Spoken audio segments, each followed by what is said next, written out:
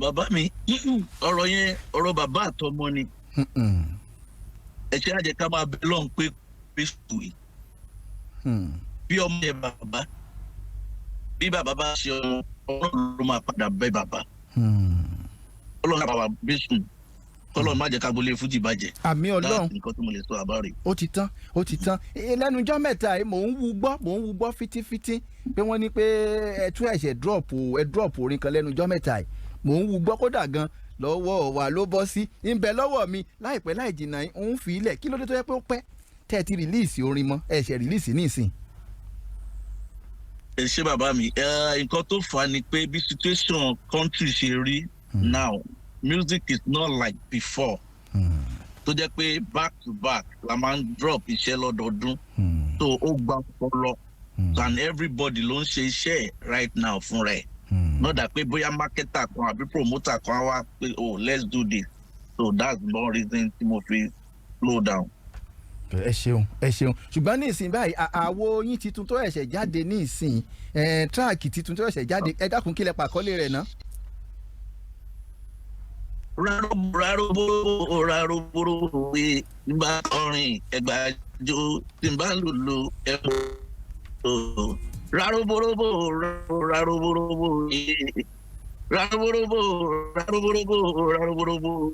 nígbà kọrin ẹgbàájó tí n bá lùlù ẹ̀múdòjò. Ẹ dúró ẹ jẹ́ ń gbádùn. Tó máa jáde láìpẹ́ ìgbàgbọ́. Ìjọ́ wo ni yóò jáde? Lágbára Ọlọ́run by next week I'm a drop ẹ̀ sórí gbogbo platform. Next week Friday ní ìsìnká mọ́ expect ẹ̀ pé yóò jáde. Lágbára Ọlọ́run a máa fi gbádùn iléyá ni. Ẹ ti dá a báwọn. By Thursday lágbára Ọlọ́run. Rárúbúrúbú.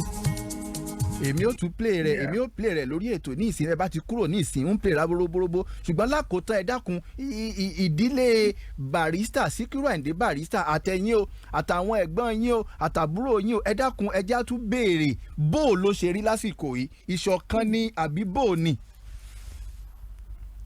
A fìgbà kọ́kọ́ túkà tó kọ́ ni gbogbo wa ń ṣe torí ìfẹ́ ni bàbá wa fi bí gbogbo wa ìfẹ́ ló dẹ̀ fi tọ́ wa tó kò sẹ́yìn gbogbo ìgbà kan tá a fi túkà. Ẹ ṣe ǹjẹ́ ó ní àjọṣepọ̀ kan tí ń bẹ láàrin ẹ̀yin àti gbogbo àwọn ọmọ àwọn legend táwọn náà ti kọrin dáadáa tí wọ́n sí láyé mọ́ ni àbí tán sì ń bẹ láyé. Lágbára Ọlọ́run we still having something like that is coming up very soon, the son of legend. Èmi Wálé Barry Showkey Tolú Òbé Fẹ́mi Kuti Musiliu Haruna Ṣọlá so bẹ́ẹ̀ lọ. Gbogbo inú mi dùn. Concert over ní Nàìjíríà. Inú mi dùn. Ìgbà táwọn èèyàn bá fẹ́ pè yín pé ẹ dákun àwọn náà wọ́n fẹ́ pè yín sóde eré yálà ní Nàìjíríà ni tàbí lábúròdù ibo làwọn èèyàn ó ṣe get in touch pẹ̀lú yín wọ́n fẹ́ invite yín torí àrípẹ́ mo mọ̀ pé ẹ̀ ń kọrin náà rí yín. Kọ́ máa pe Gbénga ó yàtọ̀ àbí kọ́ máa DM mi. Kàn DM yín lórí Instagram yín àbí. Lórí Instagram or lórí any social media yín. What's it called? Social media. Kí ni Instagram káwọn èèyàn fẹ́ lè follow yín kí náà lè follow yín lórí Instagram kí ni Instagram máa dùn yín. Barry Showkey 1. Barry Showkey 1. Ẹ ṣeun. Ẹ lórí TikTok náà Barry Showkey 1. Ẹ ṣe ojú òní tí ẹ já mọ́ gbádùn ráróbóróbó ká mọ́ gbádùn ráróbóróbó lọ. Ẹ ṣeun tẹ́ ẹ jẹ́ wa ojú òní tì yín. Thank you sir.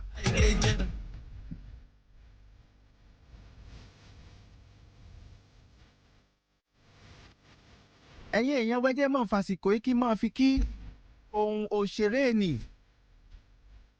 ẹ̀gbọ́n wa Fúnṣọ́ Adéolú òní lọ́jọ́ ìbí yín orí kádùn yín happy birthday my brother èmi wá kọ́ mò ń kí yín o Ọlákẹ́mi Mighty lónìí mọ́ kí yín o ẹja mọ̀ gbọ́ra róbóróbó yìí lọ ká tó lọ tajà ẹ ṣe ojú òní tì yín.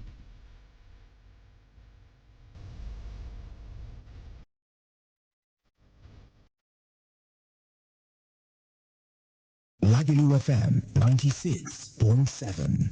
Ladies and gentlemen, this is not the sound of ownership. Now your time to shine. City Care there for you. Oh yeah. Vibe. Where did you buy it? City Care. Easy. Yes, easy. Best.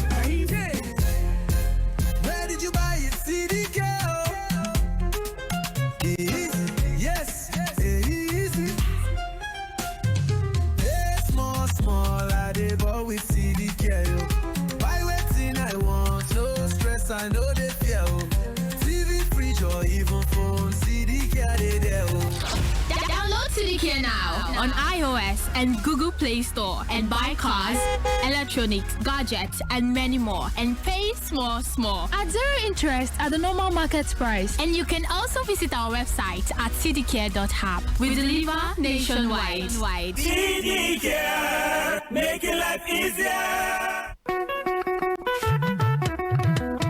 Tony about healthcare lóní bára ọba gbẹpẹpẹ tí ọba jáfọ fàṣẹ jáìsàn àgbà bẹ́ẹ̀ bá yà alájẹjù alámúlù aláṣẹjù nínú ìrìnàjò eré ìfẹ́ ó sì lè jáìsàn ara èyí ó wò ó jẹ́ iléeṣẹ́ Tony about healthcare ti ṣe tán láti gbà ọ́ lọ́wọ́ àìsàn tó lè máa dà ọ́ láàmú àbí kárí pé kéré ká jẹ pọ̀ má dàlú kúlíkúlí pọ̀ má gbàdo ẹ̀pà pọ̀ má bẹ́pẹ́ ìṣòro ò lè mọ́ wa o bàbá ń sọ̀rọ̀ nípa iṣan ara tí ò gbé pẹ́ẹ́lí ẹ̀yìn ríro ẹ̀yìn dídùn kí tẹsẹ̀ tápọ̀ máa kúrìrì àwọ̀ká òun kòkòrò inú ẹ̀jẹ̀ bíi kí nǹkan máa rìn wẹ̀nìwẹ̀nì nínú àgọ́ ara ẹsẹ̀ wíwú àti nàró dìde sẹ̀yọ́ ní ìdájí wá dogun dọdẹ fún ọ òun fa ìsáré lórí pápá rìn díẹ̀díẹ̀ mí hẹ́lẹ́hẹ́lẹ́ kò sí lọ́kọláya tí ò ní fẹ́rẹ̀rẹ̀ ìgbéyàwó nǹkan kan ní ṣokùnfà tó bá kẹ́fẹ́ àwọn nǹkan wọ̀nyí lágọ̀ọ́ ara kàn sí iléeṣẹ́ Tony ẹ̀rọ ìgbàlódé ń bẹ fáyé o láti mọ bí àrùn sápamọ́ sí office address ẹgbẹ́ ilé baba lam adésínà gómìnà pínlẹ̀ ọ̀yọ́ tẹ́lẹ̀ ní fẹ́lẹ̀lẹ̀ ńbàdàn ẹ̀ka iléeṣẹ́ mojoyinlọ́lá complex ìwó road ìbàdàn àwọn kan náà iléeṣẹ́ tó ń ṣe Tony cleanser Tony flusher àti Tony ṣe normal telephone 08033715988 08033715988 ọ̀rọ̀ bí ìlera kò sí.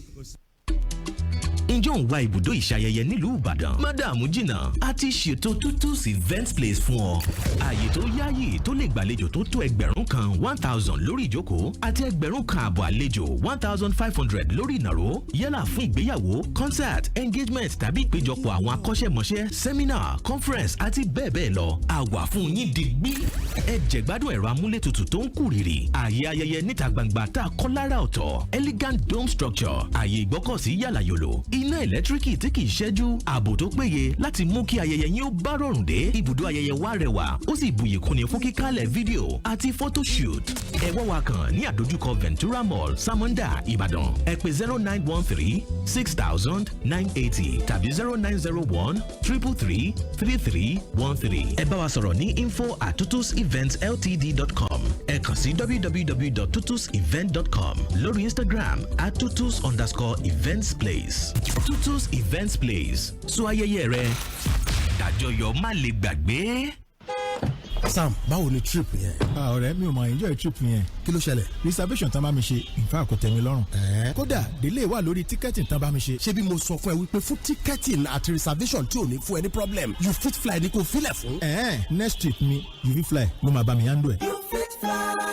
Ìrìn àjò lọ síbikíbi lágbàáyé wẹ̀lẹ̀mú ló jẹ́ nípasẹ̀ iléeṣẹ́ You Fit Fly. La fi sọ pé tẹ́ ẹ bá ṣe tán láti tẹkọ̀ létí lọ sẹ́yìnkéyìí orílẹ̀-èdè ní Europe, America, South America, Asia, Australia àbí èyíkéyìí ibi tó bá wù yín lórílẹ̀-èdè Africa. You Fit Fly ní ẹ bá dòwò pọ̀. Àmójúlẹ̀jà flight reservation, hotel reservation, educational consulting, visa processing. That is why you're enjoined to talk to us at You Fit Fly for seamless flight reservations. Visit us today at Success House, 7 Up Road, Oluyole Estate, Ring Road, Ibadan, or call 0901-111-1190. Website youfitfly.com. At You Fit Fly, your travel logistics will be sorted out seamlessly.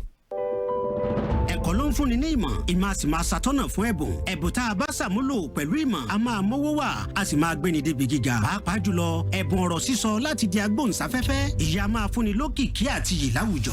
To become a professional and corporate broadcaster, the right channel must be taken. Join Splash FM Media Academy to drink from the cistern of media knowledge. We will train you on how to fit into broadcast journalism.